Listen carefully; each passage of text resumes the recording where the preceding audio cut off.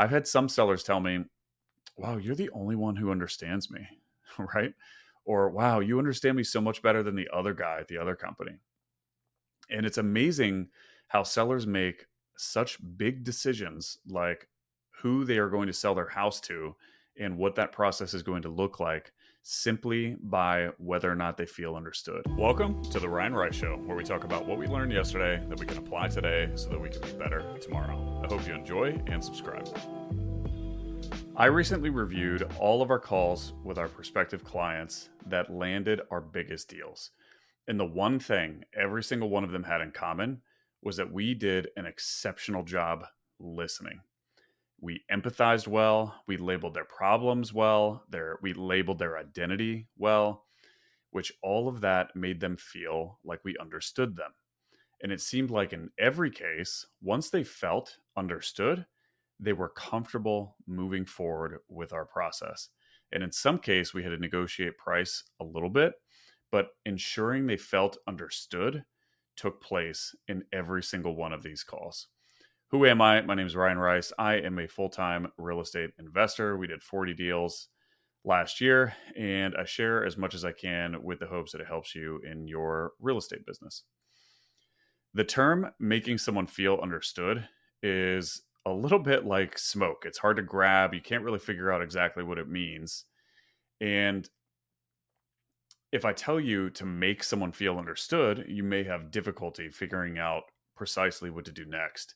And so I want to break down how I do this tactically so that you can easily implement this into your phone call conversations or your in-person conversations with your prospects. And there are three things I do in the sales process in order to make clients feel understood. The first thing, I clarify why they're there. The second thing, I label their situation. And the third thing, I label their identity in a positive way. And so let's start with the first thing. I clarify why they're there, right? Someone is interested in selling their house, and we need to understand what is it that leads them to want to sell in the first place. And to make someone feel understood, you have to understand what's going on with them. And I do this by saying something like, assuming that we can come to an agreement on a fair price, you're definitely ready to sell, right? And this gets them talking. And if they don't disclose why they want to sell after I ask that question, then I'll ask them, I'm curious, what has you thinking about selling? And I do it in a very childlike curiosity way, right? If you heard my tone, it was very childlike. And this is important because if it doesn't come across as genuinely curious, the seller will raise questions as to why you're asking. And so you have to say it like, I'm curious, what has you thinking about selling? It can't be something like, I'm curious, what has you thinking about selling? Right? It has to be in the right tonality. Tonality is very important. And so they start to talk about why they want to sell, and we really want to dig in here. And if the seller uses words that could mean different things, for example, then I want to clarify it. And so let's say, for example, that a seller tells me that they want to downsize.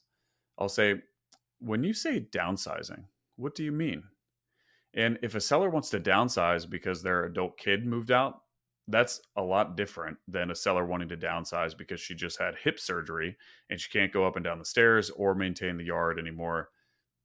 And sellers are going to use that same word in both of those scenarios. And it's very important that we understand the difference. And so we can understand that difference by when the seller is using those words that could have different meanings, we simply ask with that childlike curiosity tone what it is that they mean. I also use a lot of mirroring. And so, what I mean by mirroring is I mirror back to them exactly what it is that they just said, but I do it with upper inflection in my voice to get them to talk more. And so, for example, let's say a seller is telling me about their house they want to sell, and they tell me they want to sell it because it's been stressful because of their tenant. I might say, it's been stressful. And then they say, well, yeah, the tenant is 2 months behind in rent and is being a real big pain in my ass. Right? What an important piece of info. Knowing that a tenant is behind on their rent 2 months, that is identifying that there is significant pain in that situation. And all we started off with was that the situation was stressful because of their tenant. So mirroring can really help pull more information. We mirror with that upper inflection, and then we're just silent and we let them talk. Another thing I'll do is I'll use additional questions when I'm clarifying why it is that they're there, just to extract out more information. So, for example, I'll say something like, "Wow, how long have you been dealing with that?" Or, "Oh my goodness, wow, how does that make you feel?" Or, I'm curious, what steps have you taken thus far to try to resolve that?" Right? All of those things can help me understand any pain that may be associated with the process of trying to sell. And it gets them to give me more information, right? The more I understand exactly what it is that they're going through, the more I understand how it is that I can help them. So that is, clarifying why it is that they're there. Real quick, as you guys know, I just recently started this podcast. If you could give it a rating with a quick tap of the thumb, that would mean the world to me. And even more importantly, it could help spread the word to a broader audience, which in turn could help change a life. Thank you so much, and let's get back to the show. The second thing that I'll do is I will label their situation. And so if a seller just got done, for example, telling me about how she wants to sell because her son committed suicide and she can't bear living in the house any longer, and the son destroyed the upstairs before he did it, then I'll label the situation, right? "Wow, Miss Seller, it seems like you have been through some extremely difficult circumstances over the last 12 months. And then I'm just silent, right? And what that does is it typically pulls out more emotion from the seller when I am labeling what it is that they're going through. And many times when I do this, I can audibly hear sighs of relief on the other end. And it comes across like, "Wow, he understands me," right? That's how I interpret what the sigh means when I hear it. I've audibly heard this before. I've had some sellers tell me, "Wow, you're the only one who understands me," right? Or, "Wow, you understand me so much better than the other guy at the other company." And it's amazing how sellers make such big decisions, like who they are going to sell their house to and what that process is going to look like, simply by whether or not they feel understood. And it's such an important thing. And I'm telling you, every single one of these calls that I listened to that had the biggest deals in them, I did this very well in all of them. And so labeling their issue has been key to making them feel heard. And like I said, the biggest deals I've closed, there has been significant pain, and I label that pain multiple times, right? So another example, the seller is telling me a story about his crazy brother. I'll say, "Wow, yeah, he seems crazy," right? That helps me relate to him.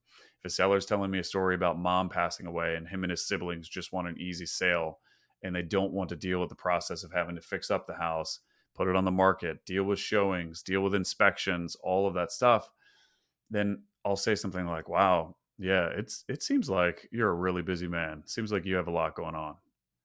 And then I'll just be silent, right? And when I do that, "Oh, yeah, I got this, I got that, I got this."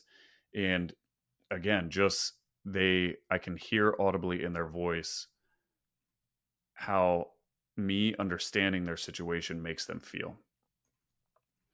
And these labels are great if you're sensing some sort of discomfort or hesitancy as well.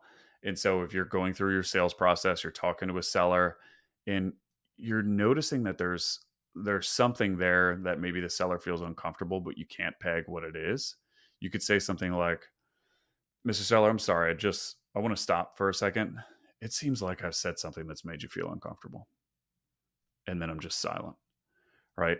And then if the seller is not uncomfortable, the seller will say, "Oh, no, no, no, no, I'm fine. What's going on?"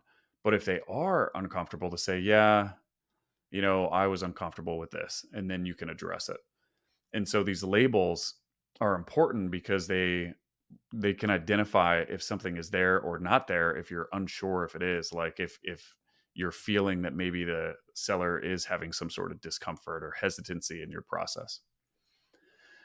And the third thing I do And again, this is in conjunction with the second, but I'll label their identity. And what I mean by label their identity, I'll just use an example. Let's take the same seller I used above about her son committing suicide. This was a true story, by the way. A seller called in, and this was the reason that she wanted to sell. It was, uh, I can't even imagine what she was going through. But she told me the story, and let's say I say something like, "Wow, Miss Seller, I've known you for 10 to 15 minutes, and I tell you what, it seems like you are an incredibly, incredibly strong woman." And when I label a seller's identity in a positive light, it really seems to make them feel good. It seems to make them feel heard. And it really seems to build trust because they feel confident that I know who they are at their core. And when I do that, it typically also helps them move in a direction that we need to go. So, for example, I just got done extracting and diving into all of their pain and really understanding their situation. I label the situation back to them. And then when I label their identity, and the identity that I label is a positive quality, and that quality is a quality that helps people move forward in a decision process, then the label is even more serving because I'm saying, wow, it seems like you're an incredibly strong woman. And you know what? I know because of how strong you are, because of everything that you just told me, that we're going to get through this together. Right. And just when there's a quality that helps someone get to where it is that they want to go and you label that, it really helps give them the confidence that they have the ability to move forward and do what it is that they need to do. And that's been really helpful. And so to recap, you want to clarify why the seller is there. You want to label their situation and you want to label their identity in a positive way, especially if the quality that you're labeling helps them move forward in a decision. And if you do these things really well, a seller will trust you more because they'll feel like you understand them. And then you just have to get past the price and negotiate the price. And it's a lot easier to get through a price obstacle when they feel like they're working with someone who genuinely understands them. Again, I can't tell you how many times I have a seller come to me that was working with a competitor and they tell me, I feel so relieved because it seems like you understand me. And the other person I was working with, it really just didn't feel like they understood me. And so I hope that helps you use that framework. Those are three things that every single one of the biggest deals that I've done has in common. There's a common denominator there. And I think that common denominator is there for a reason. And so I know that if you use that framework, it'll make you more money. It's made me money. And if you use it, let me know how it goes. Shoot me a note on Instagram if that's a framework that you use and you see some sort of positive light. But hope that was helpful. I appreciate y'all, and I'll see you in the next one. Peace.